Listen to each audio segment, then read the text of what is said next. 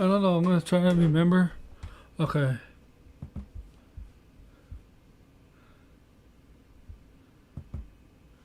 What's up? Okay.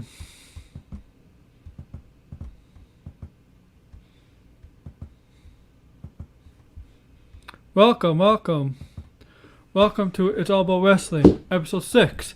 As you know, this used to be Wrestling Topics, because that was a placeholder name because I didn't have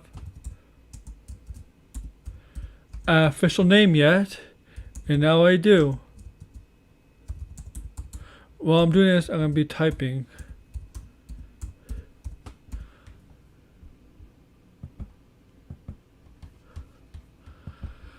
And on this episode, as the title says, I'll be talking about Kenny Omega, Tiny Zeus, better known as Zeus, who passed away. Talking about other news from wrestling, AEW and WWE NXT weekly and Impact, a little bit of Impact weekly report, I guess you could call it.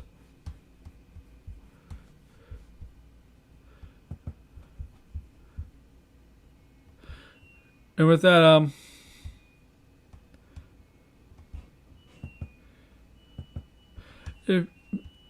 let's start with Zeus first, because that's more important right now than the other stuff. If you don't know who Zeus is, he was an actor, mostly an actor. His name was Tiny. I'll tell you his name in a minute. While I do this, in case some more people.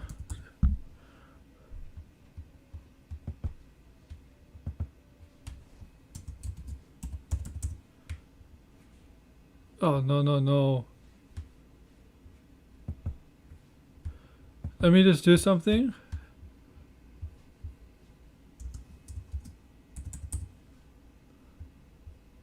Then I'll get into it. Just hold on, guys.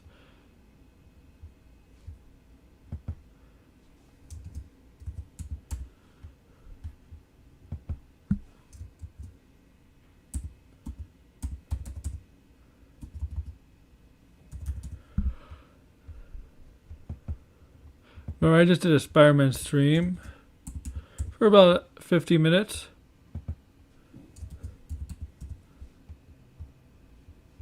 I think it went really well.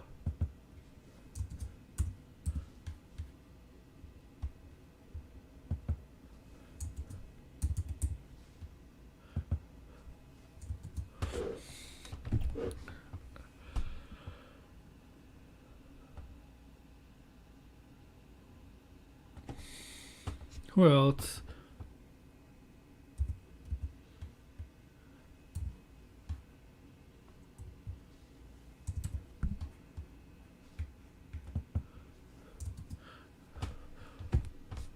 Before I really start, let you know, this Thursday, it's all about the pop, discussing Disney's plans from the investor call from last Thursday, and Star Wars Mandalorian going over episode 7 of season 2, chapter 15 of the series.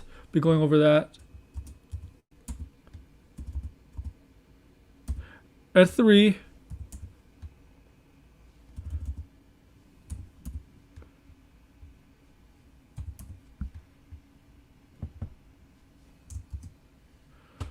I know I forgot somebody.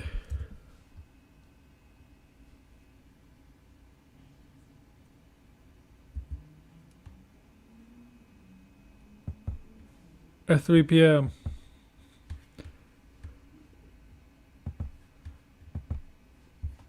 So with that, let's get started. Let's do this, huh? So as you know, Tommy Tiny Lister, better known as Zeus, has passed away. Let me fix my webcam. That's much better so you can see my hat. Has passed away. You know, if you don't know who Zeus is in terms of wrestling, go check him out. He was in the mix with Hulk Hogan back in the late 80s as Zeus. Remember there were some godlike wrestlers, Hercules and Zeus. He was Zeus. Tommy Tiny Lister. He was mostly known as an actor. You could check out his filmography on IMDb. He was mostly an actor from, I think, No Holds Bar, starring Hulk Hogan. He's into wrestling, the 80s. He was involved in 96, I think it was, when Hulk Hogan and Savage were mixing a feud with Dungeon and Doom. Remember Dungeon and Doom with Kevin Sullivan, the Giant, and all those crazy characters, former WWE guys like Shark, who was Earthquake, the Zodiac, Bruce Bar the Beefcake, Kamala. A lot of guys in the Dungeon Doom were WWE guys. He was mixing Uncensored. Was it Uncensored or something? He was involved in WCW for a little bit, especially in that feud. Uncensored 96, I think it was. I'm not sure. But it's one of the pay-per-views in early 96. It was before NWO Hogan. Hollywood Hogan. When Hulk Hogan turned on WCW, turned heel to become the leader of the NWO. Now, this was way before that. Tiny Lister, he didn't make a huge impact. He didn't wrestle much. He was mostly an actor. I remember him in this one movie. I forgot what it's called. John Candy, Eugene Levy were working as security guards. He was in that movie. It was in the 1980s. If you remember that movie, tell me the title. If you can, please. Because I believe he was in that movie.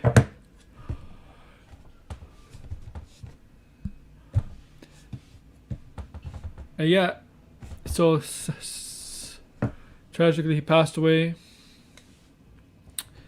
And just to say, he did, for a little time in wrestling, he was involved in some big time matches and feuds. And yeah, sad to hear he passed away. So my condolences to his fans, family, and friends. And then, just a good guy.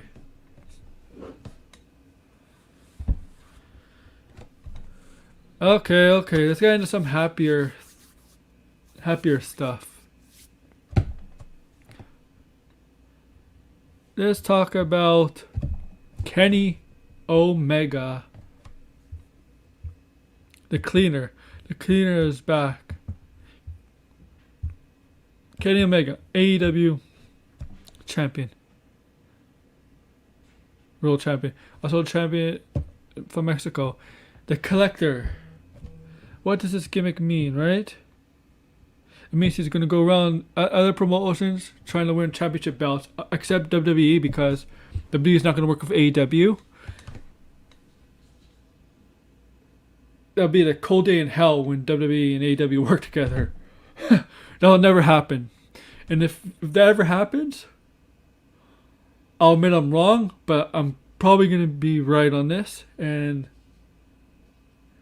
99% of people are going to agree with me on this, that AEW and WWE will never work together. But AEW will work with other promotions like Impact. Eventually, I think New Japan. They work with NWA. So, yeah, AEW will work with other promotions. WWE, yeah, they have evolved, but they're not going to work with other big-time promotions. Bigger promotions. So, Kenny Omega. Last week was on Impact, right? With Don Callis at the end of the show, 10-minute segment. Don Callis explained why Don Callis knew Kenny Omega since he was 10 years old.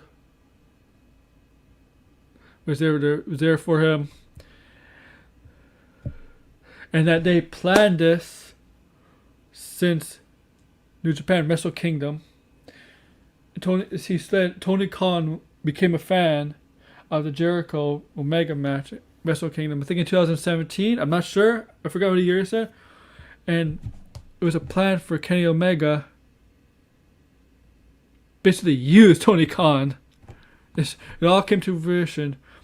He used Tony Khan to get a shot, to get Don Callis to become the champion. So from the start, there was the whole plan of Kenny Omega and Don Callis was manipulating everything from the start, planning from the start, from 4 years ago to this moment, to become Kenny Omega, the Cleaner. The true Kenny Omega comes out they reveal that he's a sneaky,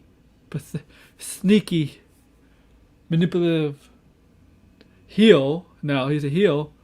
They planned this from the start, and he wants to collect all the belts from different companies. And that's why he's on Impact. It looks like Impact is the first company, the first brand he's going to try to collect a belt with. And it's evidence from Impact last week. Remember, there was a guard with a list, and who's on the list could join Kenny Omega and Don Callis. Obviously, Josh Matthews on the list because he had to interview them. But Rich Strawn came up to it, and the guy's like, sorry, you can't go there. He's like, it's for the champion. He's like, but I'm the champion. He's like, no, it's for Kenny Omega. And it looks like they might be teasing a Rich Strawn Kenny Omega thing in the future. In the future, that's what like they're teasing, right? In this past AEW Impact on Final Resolution, we had Carl Anderson in Omega's trailer of Don Callis, and Omega's like, where's that killer at? Where's that machine gun that we saw years ago that won the G1 back in 2012? He was basically, Kenny Omega was basically saying, Carl Anderson has lost that fire, that desire, and you against Ethan, you should beat him in 2 minutes. 2 minutes. He wanted to bring the passion back out of Carl Anderson, and the whole thing was that Ethan Page and Carl Anderson, if Ethan Page wins that match, then the North gets a tag team title shot against the Good Brothers, Good Brothers, Carl Anderson and Luke Gallows. Luke Gallows is hurt. Ethan Page didn't win because his contract is up, and we'll see where we go from there with Ethan Page. His contract up. That's why he didn't win. That's why then the North doesn't get a tag team shot, and Josh Alexander's tag team partner is mad at him, walks away from him. A Final Resolution. Back to Kenny Omega, and kind of the same promo on AEW Dynamite last week. He teased an announcement, but obviously as a heel, he didn't give the announcement. He tricked everybody. The whole thing was basically the same one as Impact the night before, but he did add in some stuff about Moxley, how he used Moxley or whatever. Moxley wasn't there. He came through the helicopter of Don Callis. The arrogance of Kenny Omega. This is Omega. Everybody wants to see Kenny Omega. Everybody wants to see. Have you noticed? In AEW's entrances, right? You have two tunnels, one on the right, one on the left. The faces come on the right. Right. In the past, during the title match with Don Moxley, you have him come out on the right. But last week he came on the left. That's where the heels come from. The heels come from the left in AEW in AEW's entrances. Faces on the right, heels on the left. To differentiate the two enemies. Like, I guess the heels and the faces are considered enemies. Yeah, heels are the bad guys, faces are good guys. So the faces are on the right, heels on the left. And Kenny Omega for the first time came out on the left.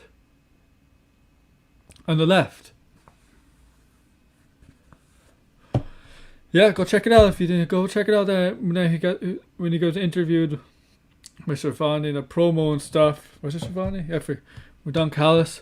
And the speculation Don Callis' contract up, he's joining AEW. I like how Don Callis and Kenny Omega manipulated everybody from the start for 3 years.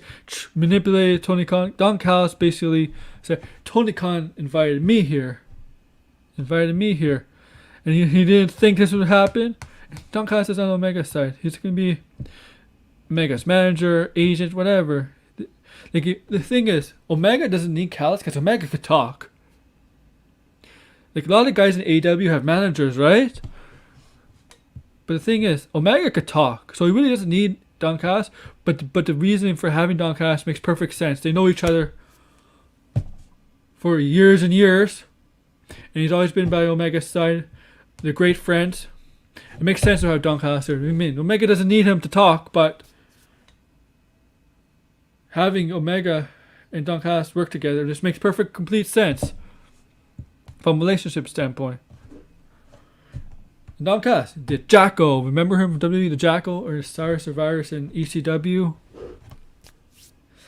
Okay, let's talk some other news, and I got some weekly stuff. So what else did I mention in my description down below? Let's check it out.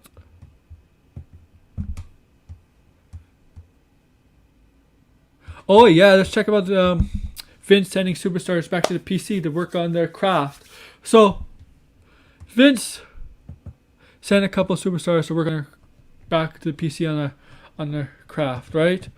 Just tweak some things, to fix some things on the main roster, especially AJ's bodyguard Osmos, I think his name is. Dabakato, we only saw he was in the Raw Underground. We only saw him on the Raw in the main ring once, confronting Braun Strowman. Nothing came out of that. Otis, according to Otis, that they haven't been happy with this work and he's been sloppy or whatever. But that's not the issue. The issue is Keith Lee, the big thing. That's what everybody's having a problem. Everybody's like, why does Keith Lee have to go back? Why does Keith Lee have to go back? He's wrestling for 15 years. Why does he need to sharpen his stuff in the ring for the main roster? And most of the time, I agree with these people. Like most of the stuff I read, I agree with, but I think it's because there's some things maybe Keith Lee has to tweak a little bit, but he doesn't need much tweaking. Of all those guys I just mentioned, he has the most experience. 15 years he's been wrestling. He has to find some tools, and it doesn't hurt to improve a little bit, even if you've been wrestling for 15 years. Just because, think of it as an athlete. If you've been in the league for like 10, 15 years, you don't stop trying to improve to get better or get into better shape. And a 15-year, 10-year, 15-year veteran in the sports, they'll tweak some stuff to try and keep playing, try to keep up in the sport they're playing, because as you get older, it's harder. It's much harder to keep up. Maybe they just want him to tweak some stuff. I don't think he needs much tweaking. I think he's still on Raw. You can still see him on Raw, but I understand. There's no problem having him work at the PC to tweak some stuff. They could train him. They could tell him what he needs to work on, what he needs to get rid of. Like the dives, that one dive, he almost killed himself. Like I'm worried about big man diving. Scared the hell out of me, and it scared the majority of people, especially a suicide dive. Like Big E, he scares me when he does a suicide dive. And it's just to refine some tools, just like things you could do in NXT. You can't really do in the main roster.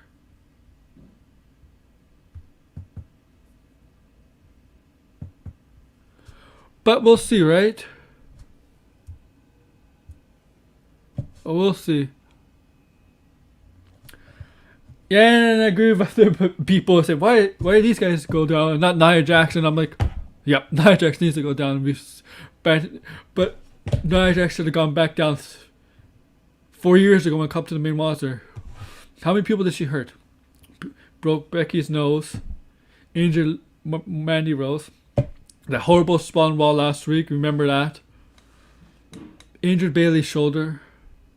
Almost injured Charlotte. I don't know, there's probably others. Yeah. And I agree with a lot of people. I agree with Shawn Sapp at Fightful that she looks lazy, sloppy, she didn't improve. I don't know if it's her knees, or if she's not, her legs, whatever, the knees. I don't know if it's a limited mobility in her legs, even though she got surgery on. Maybe she mobility is not there as it once was, but she needed surgeries for the benefit of her legs. I don't know if that's a defect that affected her mobility, but she hasn't been good for years. And she goes on Twitter mocking it a bit about the injuries and stuff. Like, oh, come on. And she has, and I'm going to do a Raw preview, but I'm going to just let you out here. She has a match with Lana tonight. And I feel safer wrestling Lana. I would feel safe wrestling Lana in the ring than Nia Jax. And Nia Jax has million times more wrestling matches than Lana.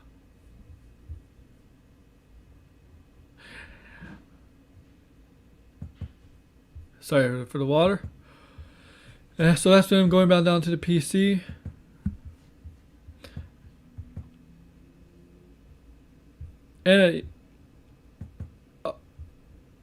Tessa Blanchard update. There's nothing to report. She's taking a break, I guess. I don't know if she's going to go to WWE, AEW. I know WWE would want her now. Definitely AEW would want her. She'll be a huge impact with any company she signs with. I think she's going to WWE. She sounds like a WWE woman. But we'll see. But AEW does have her father, if that means anything. Now, remember last WrestleMania when Charlotte defeated Rhea Ripley? I'm convinced if this is normal times, Rhea Ripley would have defeated Charlotte at WrestleMania and retained an NXT championship. Unfortunately, Charlotte won and became NXT Women's Champion. I was convinced of that. Well, it appears that Rhea Ripley was originally supposed to win, but they changed it to Charlotte. And something went, like, the issues with Raw and NXT with Charlotte started to flare up. Sorry, that's the word, flare up. Not making sense. Like, look at this. I'll find an article. I'll find it on my phone. Sorry.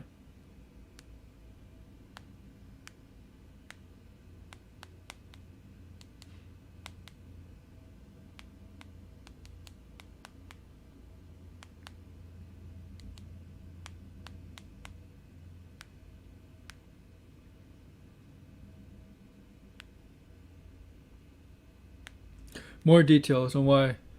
Here we go. Many fans, okay, yeah, I agree.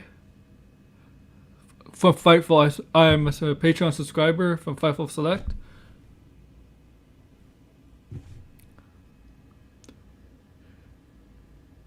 According to Fightful, the reigning team shot down the idea of Flair losing to Ripley at WrestleMania. The Raw creative team, this is from Raw. Raw decided not to. Raw wanted Charlotte to win.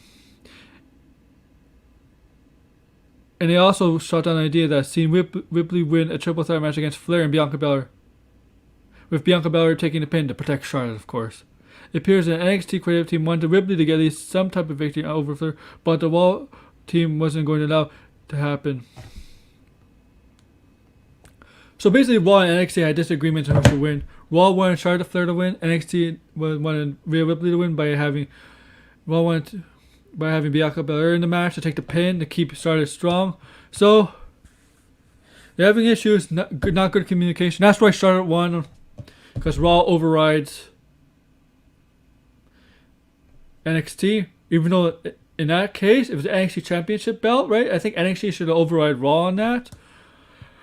But it is what it is. Charlotte won. There's nothing you can do. That did hurt Rhea Ripley for spring and summer. And she did lose her confidence after that. She admitted that. But she's back to, so you can see that they're getting her back to where she once was. Not at the level where she was with Shayna Baszler and before WrestleMania, but she's getting there. She's better in a position now than she once was. And she's going to have a match with Toni Storm on NXT this week. Her old rival, one of her best rivalries with Toni Storm. And Bianca Belair's on the main roster, and Charlotte's away. She'll probably be back soon. We don't know when. Now. Let's go through the weekly review. Now I'm going to do this off my head. I haven't written any notes. Let's see. Okay. Randy Orton challenged Bray Wyatt to a match later in the night that became the main event. I'll talk about that. I'm not going to go in order. So, Bray Wyatt, Fire from the House, had a game show, blah, blah, blah. And Randy Orton challenged Bray Wyatt, Mr. Rogers Bray Wyatt, not The Fiend. So the match ran on. Randy Orton in the main event, Randy Orton RKO'd Bray Wyatt, go for the pin. Lights turn out, but on the ground, it was The Fiend this time. Randy Orton was shocked. Fiend gets in the mandible claw. The Fiend claw, I call it. And the show goes off the air. And The Fiend and Randy Orton are going to have a feud. They're going to have a match. This TLC, I wonder if there can be any special kind of matches in place. If there's going to be any special stipulation to this match. A hardcore match, no DQ. Fire from Funhouse match, I don't know. That may eventually happen. Because they got two guys that are not exactly stable, right? You'll know what they're thinking.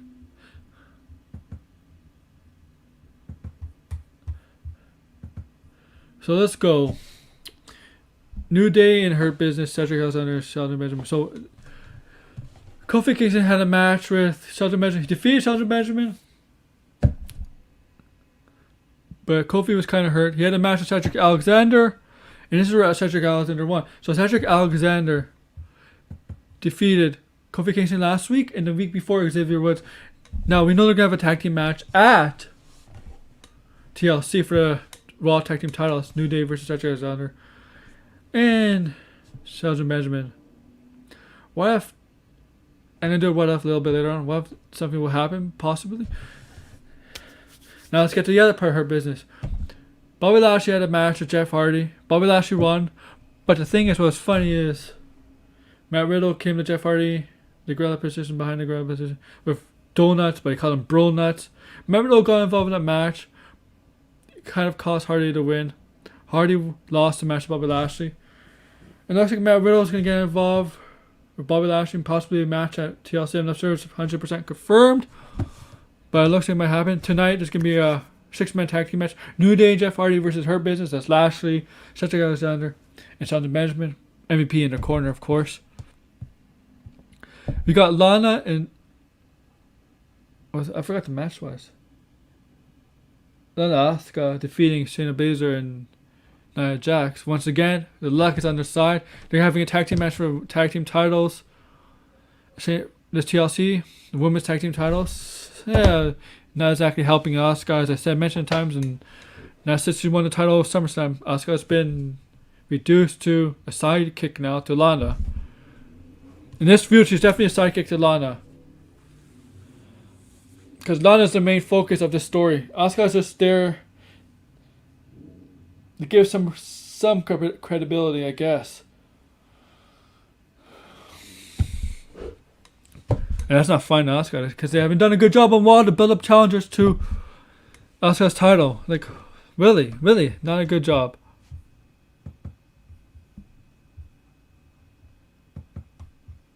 No. What else is there? I know the main...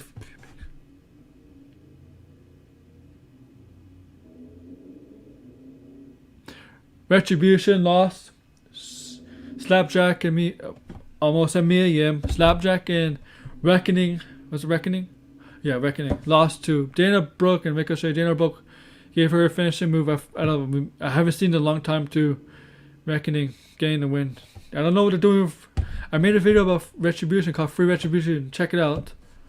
That they have to free the members, and especially Reckoning. Oh yeah, Deal Madden's one of the guys that got sent down. Reckoning, Mia Yim, they have to free her the most, and Nia Jax, they have to free those two the most, because they weren't big time players in NXT. I mean, Nia Jax was borderline, right? Mid card, main eventer. Mia Yim did have a title match with Shayna Baszler, NXT Toronto, but she's more mid card, higher card. But on the roster, they're not doing a good job with either. Both of them. They need a free Retribution. Take Dijak off Raw. Get him his hair back. Get rid of those tattoos. Mia Yim, have her come back and leave Retribution. And just have her come back as Mia Yim, because nothing really changed about her. Her hair is the same, everything else. Nothing's really changed. With Dijak, a lot of stuff changed about physical appearance. Mia Yim, not really. So Mia Yim could come back faster, but they have to rebuild them, make them legit, make Mia Yim legit in the women's division. Because Raw could use another woman, and Mia Yim could help.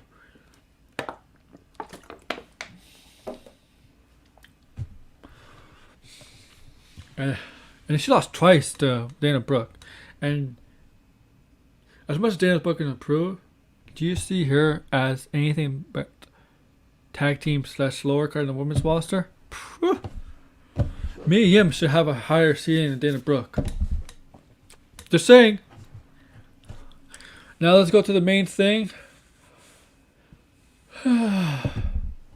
Miz and Morrison and AJ Styles on Miz TV. Sheamus and Drew McIntyre. Keith Lee went to Sheamus saying that you're going to turn on Sheamus. Sheamus is going to turn on Drew McIntyre. So what happened was, they team up. Drew McIntyre, they clear the ring. Drew McIntyre throws the Money in the Bank briefcase, misses Money in the Bank briefcase, all the way onto the stage. Then they had a match, 10 o'clock hour. Sheamus and Drew McIntyre versus Miz and Morrison. I think Styles in the match, handicap match. It looks like Sheamus had it in control, but he accidentally broke kicked Drew McIntyre, and it looks like confusion. McIntyre wasn't happy. Backstage, Sheamus he's like, yeah, you know it's a mistake, right? And they were fighting. Drew McIntyre wasn't happy. And then Buck gets in the way and gets involved. It's like, stop. And they both burn through a table. And what happened was that they look at each other like, yeah, that helped a bit, huh? Yeah.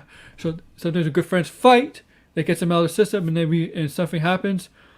Get them out of the system, and they're good buddies again. They get a drink, a pike, I think it's called, a pike in Ireland. If you know what they call it, in England, I think that's what they call it. Just get a drink together. You know they're good friends. They knew each other for a long time. But I do think it's going to lead to a Drew McIntyre and Sheamus down the line. Perhaps after AJ Styles. I think it's going to happen. So that's basically Raw in a nutshell. For Raw tonight, so okay. AJ Styles versus Sheamus. Tonight, I think AJ Styles is going to win that match. He needs to go in strong to face Drew McIntyre at TLC. This is a Raw preview. To face Drew McIntyre TLC. AJ Styles has to win against Sheamus to face Drew McIntyre TLC. Her Business against Jeff Hardy, New Day. I'm going to go with Her Business to win here. They have to go in strong against them. TLC. I don't know why Jeff Hardy's in the picture. Is Matt Riddle? Maybe Matt Riddle will get involved. Of course, because of Bobby Lashley. Lana versus Nia Jax. Lana's getting a win here by fluke. She's going to pin Nia Jax, but there's going to be a way how Nia Jax loses this match. And Lana's going to win. I don't think she's going to win at TLC. But I'll do predictions later in the week about TLC when I get the matches.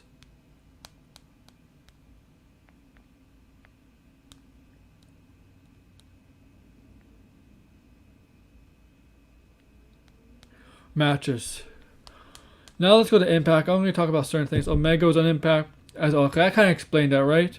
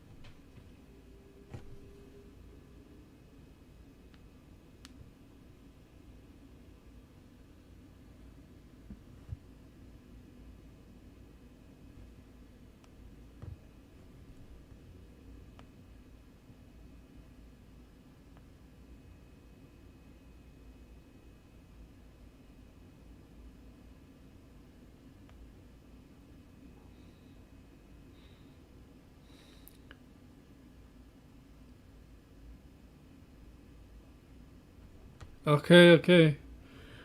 Let's go Wednesday AEW and NXT.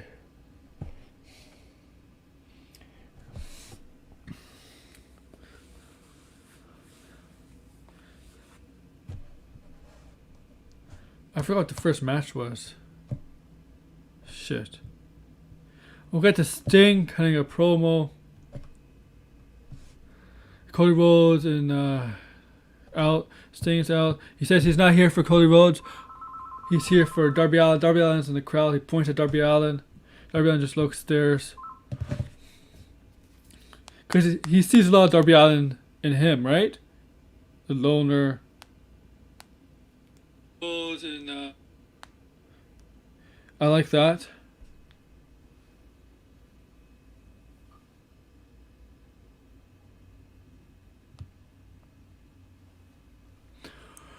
So we have a interview with Shaq and Brandy Rhodes. I knew once Brandy Rhodes there, you know this is the angle. Shaq says he's respectful of Brandy and the AEW, doesn't want any trouble.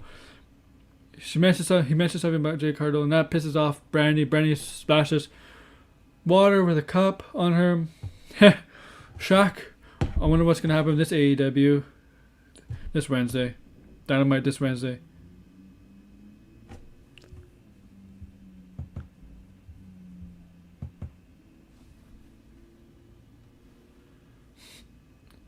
Let's see what else is in matches. Oh, I forgot the matches happened. I only can think of the promos. Shit. Oh, Inner Circle had an ultimatum. Let's say they made peace for now, and Sammy Guevara basically said, "Okay, I'll do this. But if he does something stupid, I'm out of the group. I'm done." So basically, trying to make peace with each other. Wardlow and Jack Hager don't like each other. You could tell. Like, he's staring at me, and Wardlow's like, "You're staring at me."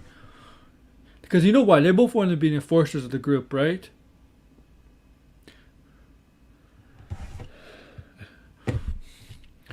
What matches were there? Oh, Dustin had a match. Dark Order came in. They offered him a spot in the Dark Order. He rejected it. Lee Johnson, was it? Who's being trained by them, was there.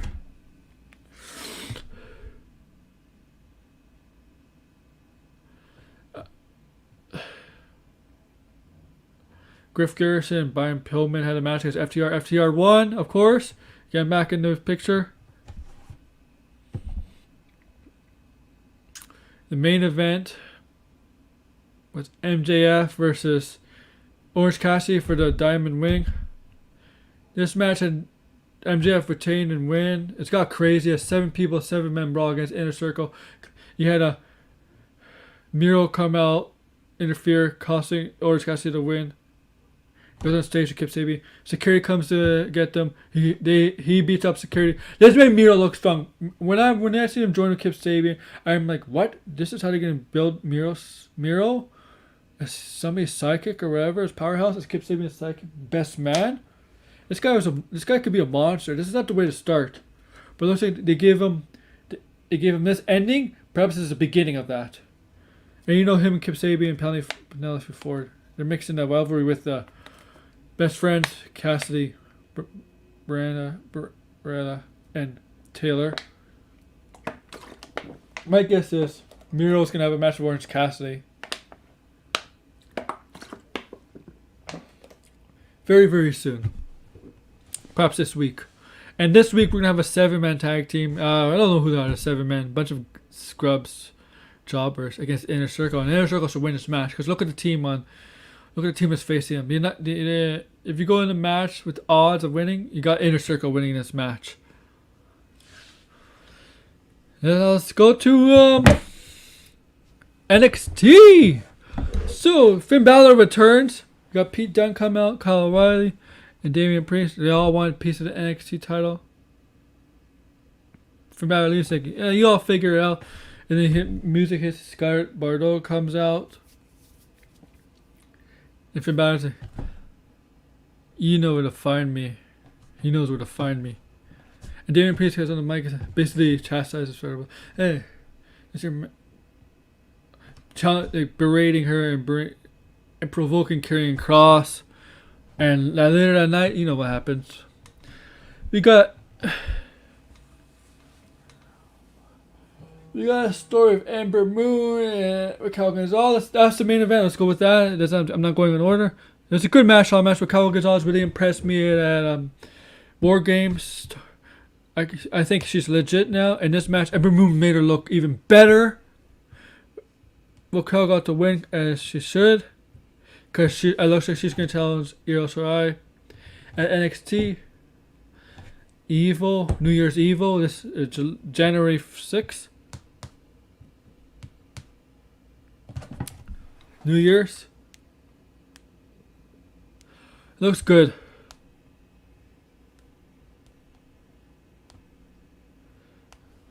You know, Tony Storm gets involved in the main event. Rhea Ripley comes back to help out. And Rhea Ripley and Tony Storm are going to have a match again. This NXT.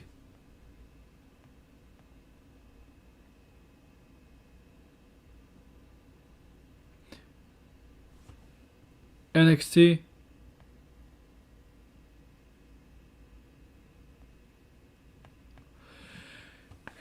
This NXT.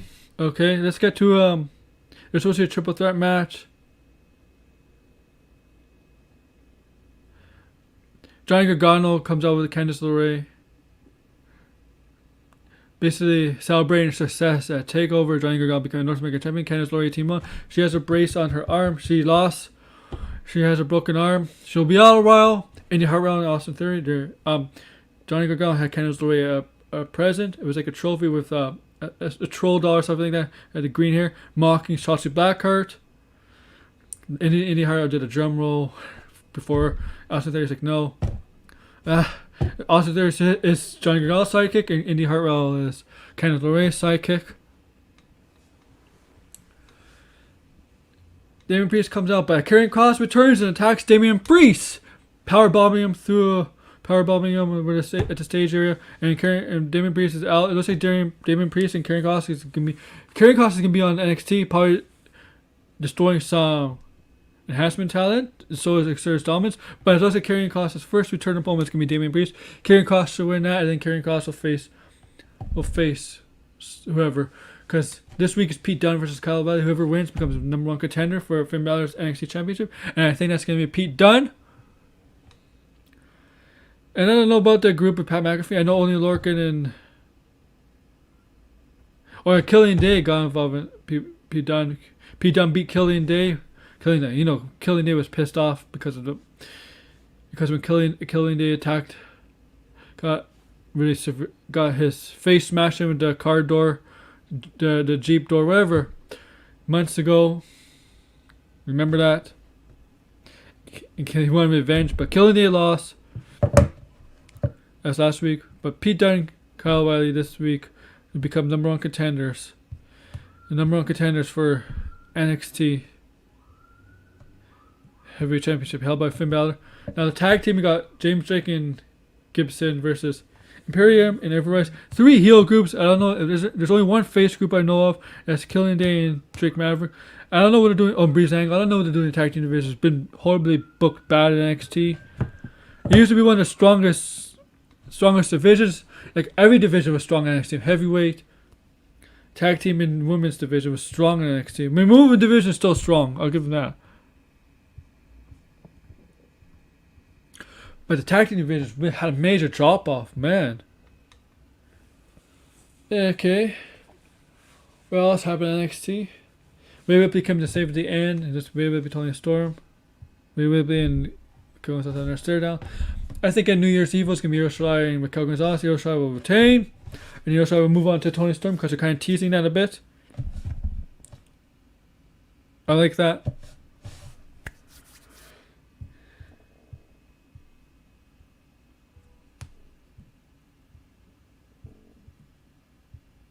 I like that a lot.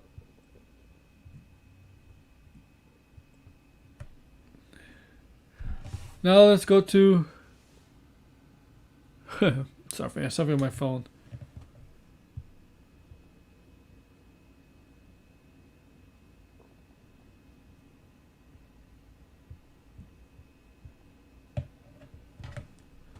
SmackDown. What does SmackDown consist of? Sasha Banks contract signing and Carmella contract signing. Unfortunately, Carmella was on the Jumbotron, had a contract. Had her assistant bring it to Sasha Banks. They signed it. Sasha Banks goat Carmella into having a match with her in the main event. Sasha Banks won that match. No, Carmella won that match. She got herself DQ'd. She wouldn't relent on Carmella. But Carmella managed to get the upper hand with her. She smashed she had the champagne and stuff. She smashed Sasha in the back with a champagne bottle. Carmella debuted a new song and new entrance, and I'm like, is this Emelina gimmick? Did they finally give Carmella the Emelina gimmick everybody's been waiting for? Because it seems like it. And she's doing it by her looks, fashion. That's what she's trying to get over. And at TLC they're gonna have a match. Right? So Carmella got the upper hand this past Friday. Street Profits had a match. Well, Montez Ford had a match with Dolph Ziggler. They lost. But be-do. Street Profits, Dolph Ziggler. I think they're going to have a match to SmackDown for tag team titles. Oh, okay. Bayley was in the backstage talking about Bianca Belair. Oh, she's not in the league. She's not that. But Bianca Belair is behind her. And Bianca Belair and Bayley are going to have a match. And this is to get Bianca Belair over. If she beats Bayley, this will definitely get her over. And she may be close to becoming a women's champion, especially in that tier. Because she has all the talent and the attitude to be a women's champion at the main roster. She may not have come as NXT, but there's been plenty of women from NXT who never became NXT women's champion. Who became a champion on the main roster. I'll give you, for example, Becky Lynch, Alexa Bliss, Carmella, Nia Jax. And then those are 4 I can think off of my head. They all became women's champion and never became women's champion in NXT. So Bianca Belair might be the next one. That's great. Now let's get to the main focus. Kevin Owens cutting a promo, brings out a chair, table, and ladder. Roman Reigns on the side I'm watching. Kevin Owens is basically saying, "Here's my friends." He's basically saying about families. I don't bring my family to work, and I don't get them involved, and I don't get them to do my dirty work. But it seems like your family does the dirty work for you. And see Jey Uso come and attack Kevin Owens, hit him in the knee with a chair. But then Kevin Owens managed to get the upper hand. Powerbombs Jey Uso to the table, but his knee is damaged.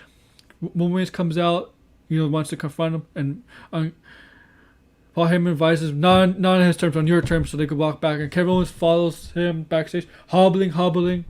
He's gonna come backstage, about to be interviewed, and then from behind, Roman Reigns hits him back with a steel chair, beats him some more. And in front of the camera, warns his family, tells him, warns Kevin Owens, telling his kids and his wife, he needs to stop because I won't put food on their table or shelter on the table. It's basically saying, I'm paraphrasing, he's basically saying he's the reason that everybody superstar in the wrestling world, in the WWE, is getting shelter and food because he's the main focus and he's the main reason the WWE is getting money and all this stuff so he can support everybody. That's what he basically is saying. So he thinks in his mind, he's the reason that every wrestler is getting a good salary at least. Very arrogant, and I love the tone Roman Reigns has, and his tone his voice has since he's coming back. Very serious tone. No, one thing people say is that charisma. This tone, the tone of his voice, it's like a serious tone. It's like for example, I'm not gonna do anything here. There's a woman here. I'm gonna be a gentleman. Remember, I love you. But remember, there's always things for consequences. He doesn't yell. Even when he's pissed off, when you can see he's pissed, he's calm about it. Especially that tone. You don't see him yell. He's calm when he's pissed off. And he doesn't make jokes. Very serious. Different than Brock Lesnar. Brock Lesnar, he could joke around a bit. He's very serious 90% of the time. But he'll joke around a bit. And he's not bad, actually, showing his charisma. Roman Reigns, he struggles with the charisma part of it when he was a face. But as a heel, with that tone and the seriousness of his voice, he makes you want to be scared of him, fear him. And Kevin Owens, Roman Reigns, TLC this Sunday, it's gonna be a blast. I know it's gonna be violent. 2 brawlers with weapons. Oh, they're gonna hit each other like crazy. They're gonna burst their 2 tables. They're gonna use a ladder. It's gonna be busted open, bleeding. They're gonna bleed. I hope they bleed. Nah, they're not gonna bleed. But it's gonna be one hell of a match. They're just gonna destroy each other. This TLC. So that's basically SmackDown and TLC, and no matches coming up this SmackDown, as we know yet. Of course, they get announced later in the week. But the Roman Reigns thing is the best thing going in WWE right now, if you don't count NXT. I think it's like, I agree with people in NXT. NXT feels like more of like a WWE Raw based program. It doesn't feel like NXT, and there's reasons for that. No crowd, like the NXT Full Sail crowd is not there. Going to USA Network, and I think the roster is not as good as it once was. Here's the thing: all these guys on the roster, specifically Johnny Gargano, Undisputed Era, even Pete Dunne, Thomas Ciampa, we've seen them a lot for 3 or 4 years, and perhaps the light to shine is not upon. I remember Johnny Gargano was the biggest thing in NXT. He's not that anymore. His shine on Johnny Gargano is gone from that. Remember Johnny 5 was the biggest thing. That feud with Thomas Ciampa he had, that's like a year or two. Biggest feud WWE at the point. But we don't have that. We don't have the same passion for that in NXT right now. We don't have the same. You can feel it in amongst NXT, not just because of lack of fans, but in NXT, you don't. You can see it in the. You can see it in NXT amongst the wrestlers and all that. They don't have the same passion. The passion is not as there because there's a lot of factors. There's a lot of factors. It's going on USA Network. We have to produce for USA Network 2 hours. 2 hours. Lack of fans, no Full Sail crowd, and perhaps a lot of wrestlers have been 3 or 4 years and they're ready to. Should have been up in the main roster a long time ago, where they can use development of new rosters, new wrestlers on the roster, because they got some. But we'll see where they go with NXT. Hopefully they get back that mojo back, that magic back they once had. Because I love NXT, and they still put on great matches, and especially the takeovers, they can put on great matches. So very creative, the wrestlers. Let's see what else to talk about. Any wrestling news? Is any wrestling news that hit today?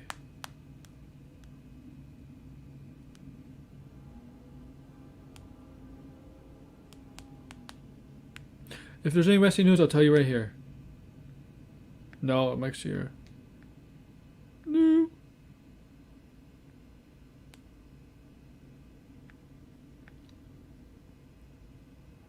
No. No.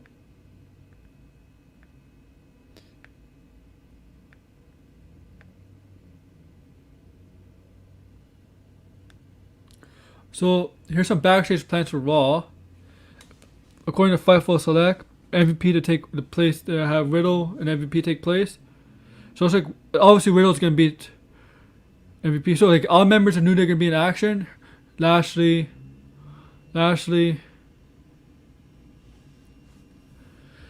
Cedric Alexander, Shelton Benjamin, and to take on Jeff Hardy, Xavier Woods, and Kofi Kingston in a 6-man tag team match. So it looks like all members of New Day is going to be in action.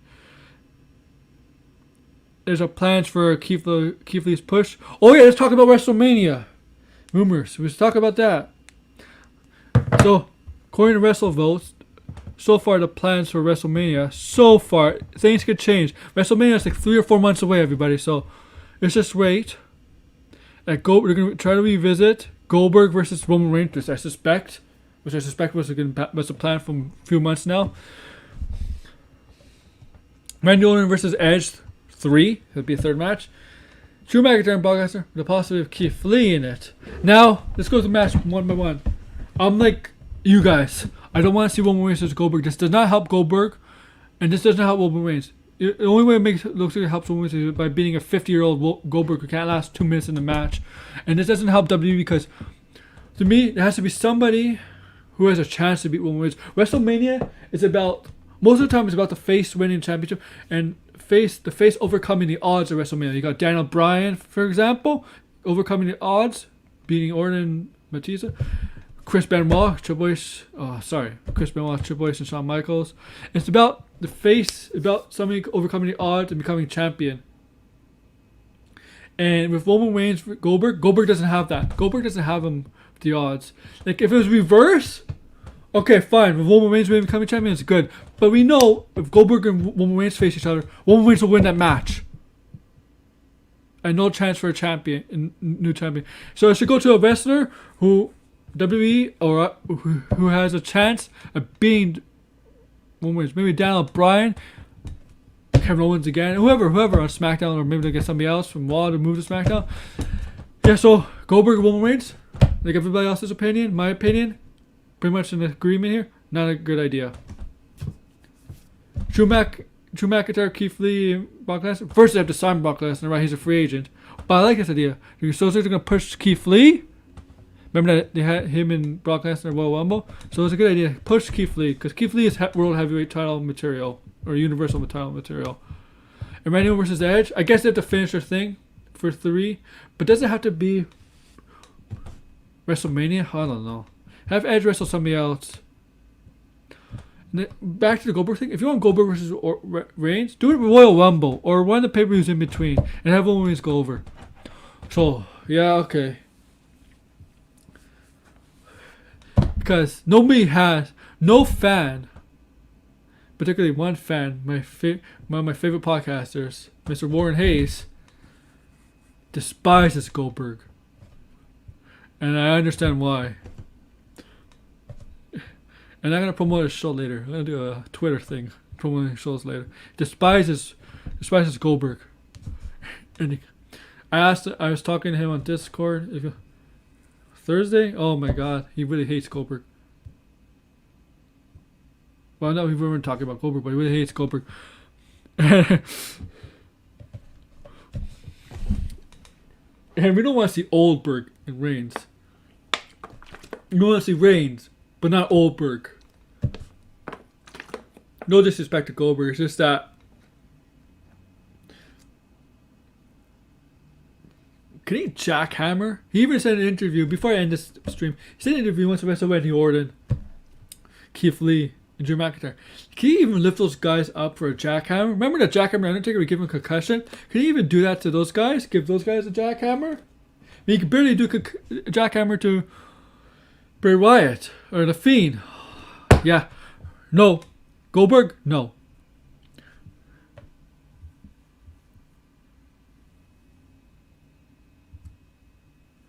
So this is going to end it for this show. So Thursday is all about the pop, 3 p.m. Eastern. Talking about Disney, their plans, Star Wars, Marvel, and I don't know, all this stuff. Mandalorian Season 2, Episode 7, Chapter 15 of the series, and other stuff that pops up. Saturday, I'll be talking. Saturday, I have to set up Why We Love Sports, Episode 8, 3 p.m. Eastern. I'm going to talk about Cleveland Indians changing their logo. Preseason, sporting news, NFL. If there's any hockey news, I'll talk about that. But that's Saturday, so it's 5-6 days away. So I want to say, like, comment, subscribe down below, and thumbs up. Thank you, and have a great afternoon. Great afternoon, great evening, good night, or morning, or wherever you are in the world. Just have a great day overall. But we will get better. I promise you that.